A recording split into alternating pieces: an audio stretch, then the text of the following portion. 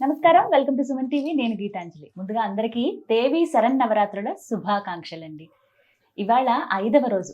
5వ రోజున అమ్మవారిని మనం ఏ విధంగా కొలుచుకోవాలి, ఆవిడ ఏ రకంగా మనకి కనిపిస్తారు అంటే, నవదుర్గల్లో అమ్మవారి రూపం ఏమిటి, అలాగే ఆ అవతార విశిష్టత, అలంకారంలో ఎలా కనపడతారు, ఎటువంటి నైవేద్యం సమర్పించాలి, అమ్మవారి నుంచి మనం ఏం నేర్చుకోవాలి ఈ 5వ రోజున, వీటి గురించి వివరించేందుకు ప్రస్తుతం మనతో పాటు ఉన్నారు శ్రీ విద్యా ఉపాసకురాలు, లలితా పరివార్ ఫౌండర్, ప్రముఖ ఆధ్యాత్మికవేత్త అరుణా పేరి గారు. వారితో మాట్లాడి మరిన్ని విషయాలు తెలుసుకుందాం. అమ్మ నమస్కారం. నమస్తే అమ్మ. శ్రీమాత్రే నమః. శ్రీమాత్రే నమః. నవరాత్రులు చాలా చక్కగా జరుగుతున్నాయి. ఇందులో 5వ రోజుకు వచ్చేసాం. 5వ రోజున అమ్మవారి అవతారం ఏమిటి, ఆ అవతార విశిష్టత వివరిస్తారా? తప్పకుండానమ్మా. యా దేవీం సర్వభూతేషు శాంతి రూపేణ సంస్థిత నమస్తస్యై నమస్తస్యై నమస్తస్యై నమో నమః. ఇక్కడ మనకి పంచమి రోజుని 5వ రోజు అమ్మవారిని మనం స్కందమాత, స్కందమాత అంటే ప్రథమం శైలపుత్రీ చ ద్వితీయం బ్రహ్మచారిణి తృతీయం చంద్రఘంటేతి కూష్మాండేతి చతుర్థకం పంచమం స్కందమాతేతి స్కందమాత. స్కందుడు అంటే ఎవరు? కుమారస్వామి. కుమారస్వామి, కార్తికేయుడు. కుమారస్వామి యొక్క తల్లి రూపంలో ఈ రోజున మనం ఆరాధిస్తాము. ఇప్పుడు మన స్టార్టింగ్ నుంచి ఒకసారి చూడండి. శైలపుత్రి అయింది, తర్వాత బ్రహ్మచారిణిగా తపస్సుకు వెళ్ళింది, శివుడితో వివాహం జరిగింది, దాని తర్వాత కూష్మాండు అంటే పెళ్లి, వివాహం అయిన తర్వాత గర్భవతి.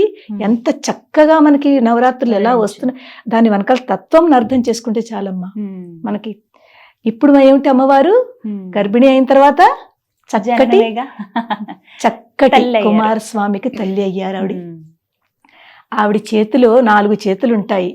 4 చేతుల్లో ఒక చేతిలో కుమారస్వామిని చక్కగా కూర్చోబెట్టుకుంటారు. ఆ కూర్చోబెట్టుకుని మిగిలిన 3 చేతుల్లో ఆయుధాలు ఉండవు. కుమారస్వామి ఒక చేతిలో ఉంటారు, ఒక చేతిలో అమృత కలశం, అందులో తేనె ఉంటుంది. మిగిలిన చేతులు అభయ వరద ముద్రలతో అమ్మవారు ఆ పిల్లాడికేసే, ఆ పిల్లాడి వంకే చూస్తూ పిల్లాడిని చాలా లాలిత్యంగా ఒక తల్లి యొక్క రోల్ ఇక్కడ చూపిస్తున్నారు. పుట్టిన పిల్లాడికి తల్లి పూర్తి 24 అవర్స్ ఎప్పుడూ పిల్లాడికేసే ఉంటుంది. రాత్రింబగలు ప్రతి తల్లి కూడా పిల్లలు పుట్టిన తర్వాత తనవన్నీ మర్చిపోతుంది, తన సర్వస్వం మర్చిపోతుంది. మర్చిపోయి ఆ పిల్లడి మీద పూర్తి ప్రేమతత్వము, మాతృత్వం చూపిస్తూ ఉంటుంది.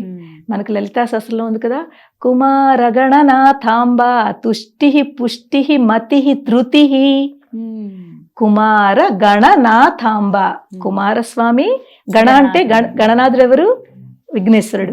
విఘ్నేశ్వరుడికి గణనాథాంబ, అంబ అంటే అమ్మ. కుమారస్వామికి విఘ్నేశ్వరుడికి ఆయన తల్లి ఈ లలిత అమ్మవారు. తుష్టి పుష్టి మతి ధృతి. తుష్టి అంటే సంతోషము, పుష్టి అంటే బలం, బలం ఇస్తుంది, సంతోషం ఇస్తుంది. మేధస్సు, మతి అంటే మేధస్సు.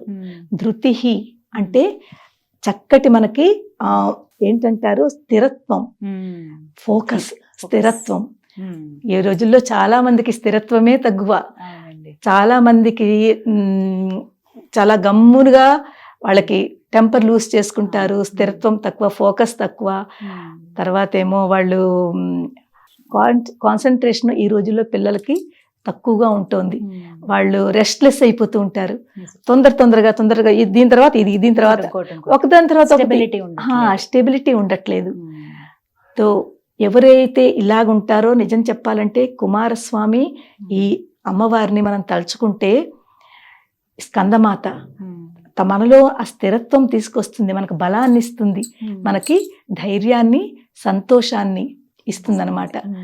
ఇది అమ్మవారి పరంగా. మన పరంగా మనం ఏం చెయ్యాలో చూడండి. ఒక మానవ పరంగా, ఒక స్త్రీ పరంగా మనం ఆలోచించినట్లయితే, ఇప్పుడు తల్లి అయింది. తల్లి అయిన తర్వాత స్త్రీకి ఇప్పుడు ఒక రెస్పాన్సిబిలిటీ పెరిగింది. ఇంట్లో బాధ్యతలు ఎన్ని ఉన్నా కూడా ఆ బాధ్యతలతో పాటుగా తన బిడ్డలని పెంచుకోవడం అనేది ఇది అందరికంట పైన ప్రయారిటీ. మిగిలినవన్నింటికంట ఎక్కువ ప్రయారిటీ బిడ్డని పెంచడంలో చూపిస్తుంది. అన్ని సర్వస్వము తనన్నీ మర్చిపోయి తన పిల్లలే సర్వస్వము. ఆ మాతృత్వం అన్నమాట. చక్కటి మాతృత్వం ఇక్కడ అమ్మవారు ఎంతో కష్టపడుతుంది కూడాను. అందుకే చూడండి, ఒక్కొక్కసారి పిల్లలు చాలా ఏడుస్తూ ఉంటారు, బాధ పెడుతూ ఉంటారు. అయినా కూడా తల్లి ఎప్పుడూ పిల్లని విసుక్కోదు. ఎంత కష్టమైనా ఆ పిల్లలు ఒళ్ళోనే వాళ్ళు ఏం చేసినా కూడా భరిస్తుంది, విసుక్కోదు, చికాకు పడదు, ప్రేమ చూపిస్తారు, చికాకు పడదు. అక్కడ ఏమొస్తుంది మనకి? ప్రేమతత్వము. మనలో ఉన్న ప్రేమతత్వము, మాతృత్వము జాగృతి అవుతుందన్నమాట. ఎప్పుడైతే ఆ మాతృత్వం జాగృతి అయిందో ఆ పిల్లలని ఎంతో బాగా చూసుకుంటాము. ఇక్కడ మనకు అమ్మవారు ఏం చెప్తోందంటే అందరూ సమానమేను. ఇక్కడ ఒక సమానత చూపిస్తోంది. ఎవరు వేరు కాదు, వీళ్ళు వేరు వాళ్ళు వేరు అలా కాదు. అందరిలోనూ సమానత్వం చూడాలి, అందరూ ఒకటేను అనే భావన రావాలి. ఆ భావన వచ్చిన తర్వాత నిజమైన మనం అమ్మవారికి దగ్గర కనెక్ట్ అవుతాం అన్నమాట. ఇది ఇక్కడ ఇంకొక విషయం తెలుసుకోవాలి.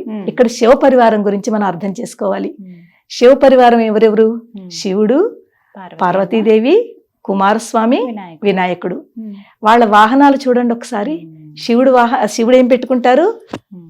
సర్పం మెళ్ళో. ఆయన వాహనము నంది. తర్వాత మనకి అమ్మవారి యొక్క వాహనం సింహము. కుమారస్వామిది మనకి నెమలి. అలాగే గణనాథుడు ఎవరు? గణేశుడి, వినాయకుడికి ఎలుక. వీళ్ళందరూ వేరు వేరు ఫామ్స్. సింహము నిజం చెప్పాలంటే అందరినీ సంహరించే శక్తి సింహంలో ఉంది. ఎవరి మీదకైనా దూకేయచ్చు, ఎవరి మీదకైనా తను వచ్చేస్తుంది ఈజీగా. అలాగే పాము, సర్పము ఎలుక నుంచుతుందా చెప్పండి? సర్పము ఎలుక పక్కన పక్కన పెడితే సర్పం నిజంగా తినేస్తుంది, దానికి వాళ్ళిద్దరికి పడదు. సో అలాగ మనం చూసుకున్నట్లయితే ఇక్కడ వాళ్ళందరూ ఒకే చోట ఉంటున్నారు. ఒకే రూపంలో, ఒకే పరివారంలో 4 వేరు వేరు రూపాలతోటి, 4 వేరు వేరు తోటి ఇక్కడ ఉంటున్నారు. కలిసిమెలిసి ఉంటున్నారు. ఐక్యత. ఇక్కడ మనకేం చెప్తోంది? ఐక్యత. మనకి అమ్మవారు చెప్పేది కూడా అదే. ఈ సృష్టిలో ఏది వేరువేరుగా కనిపిస్తోందో అదంతా వేరు కాదు, దానిని ఒకటిగా చూడండి. నువ్వు వేరు, నేను వేరు ఈ భావన పెట్టుకోవద్దు. అందరిలో సమానత్వం చూద్దాము, అందరినీ సమానంగా చూసుకుందాము. ఐక్యతను ఇక్కడ మనకి అమ్మవారు తెలుపుతోందనమాట. ఈ విధంగా సో ఈ స్కందమాత.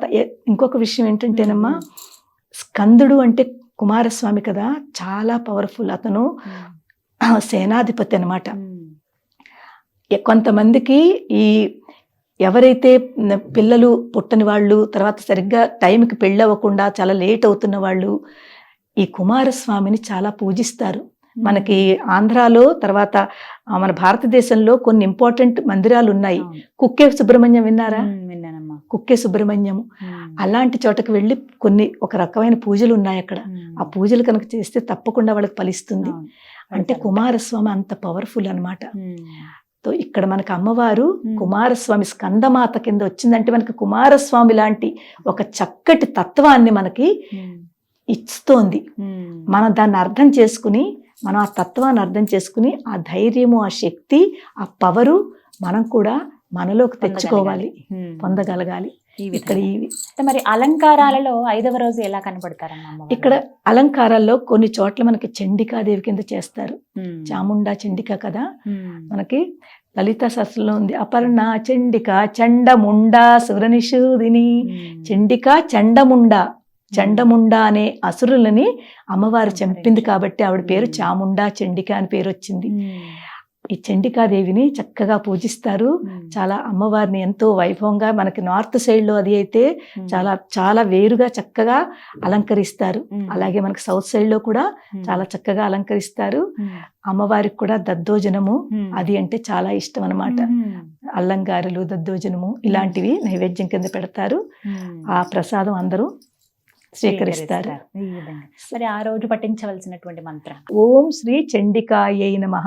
ఓం శ్రీ చండికాయై నమః. అలాగే స్కందమాత. ఓం దేవి స్కందమాతాయై నమః. ఓం దేవి స్కందమాతాయై నమః.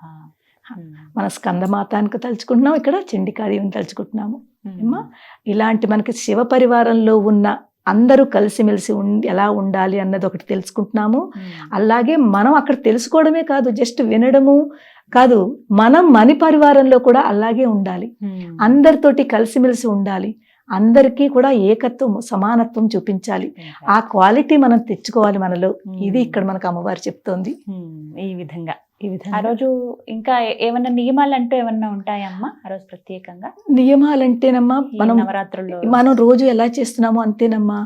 నియమాల్లో కూడా అమ్మా చాలా మంది మడిలు ఆచారాలు అవన్నీ అంత పట్టించుకోకూడదు. ఎందుకంటే ఆ మడి ఆచారాల్లోకి వెళితే మనము చాలా కష్టపడతాము. బట్టలు వేరేగా ఉండాలి, అది ముట్టుకోకూడదు, ఇది ముట్టుకోకూడదు, పిల్లలు నడుస్తుంటే వాళ్ళు ముట్టుకోనియరు, ఇవన్నీ పూర్వకాలంలో చేసేవారు. ఇప్పుడు అంత స్ట్రిక్ట్ గా ఆ ఆచారం పెట్టుకోకుండా చక్కగా స్నానం చేసి శుభ్రమైన దుస్తులు మనం ధరించి చక్కగా అమ్మవారికి మనం ఏదైతే పంచోపచారము షోడశోపచారము ఏదైతే ఉందో, ఏ నైవేద్యం అయితే చేశామో భక్తితోటి చెయ్యండి, వీలుంటే చెయ్యండి. ఒకవేళ వీలు లేకపోతే మనం చెప్పిన నామ మంత్రం తలుచుకుని అమ్మవారికి ఓం శ్రీమాత్రే నమః అని ఒక పుష్పం పెట్టండి, మానస పూజ చేయండి, అదే ఆవిడ చాలా ప్రీతి చెందుతుంది. చాలా చక్కగా వివరించారమ్మా, ధన్యవాదాలు. శ్రీమాత్రే నమః. అమ్మ విన్నారు కదా, నవరాత్రుల్లో ఏ విధంగా అమ్మవారిని పూజించుకోవాలో ఒక్కొక్కటే వివరిస్తున్నారు. ఇది 5వ రోజున ఇప్పటివరకు మీరు చూసారండి.